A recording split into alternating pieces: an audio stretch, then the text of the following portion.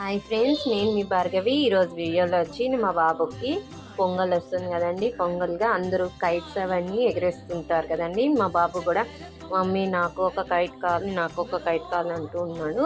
అందుకోసం మా బాబు కోసం నేను కైట్ ఎలా చేయాలో చూపిస్తాను. ఫస్ట్ 4 సైడ్స్ ఇలాగా ఈక్వల్గా ఉండేది.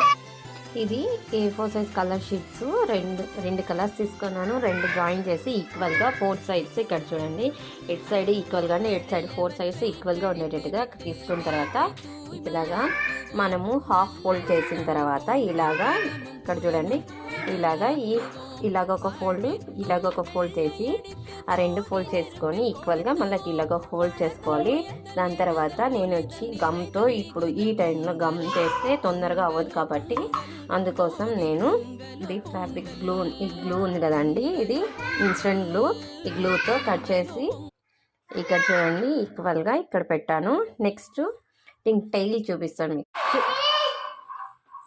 చూసారు కదండి, లాస్ట్లో ఫైనల్గా మా బాబు కైటు చూసారు కదండి.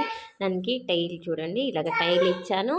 అలాగే డెకరేషన్ కోసం మా బాబుకి స్లైడ్స్లో కూడా 2 పీస్ ఇచ్చాను. ఇక్కడ చూడండి థ్రెడ్ కూడా కట్టాను, 3 సైడ్స్ థ్రెడ్ కోసం. చూసారా, ఇలాంటివి కాటన్ థ్రెడ్స్.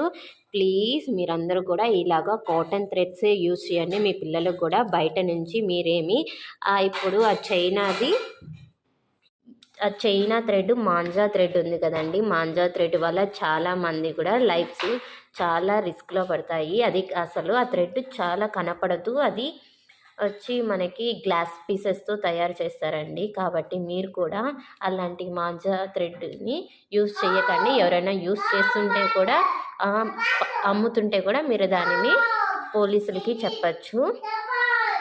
ప్లీజ్ అలాంటి థ్రెడ్స్ యూజ్ చేయకుండా ఇలాగా కాటన్ థ్రెడ్స్ కానీ ఇంట్లో ఉన్న ఉల్లన్ థ్రెడ్స్లో కానీ యూజ్ చేయండి. మీకు నచ్చితే లైక్ చేయండి, షేర్ చేయండి, సబ్స్క్రైబ్ చేసుకోండి. హ్యాపీ పొంగల్.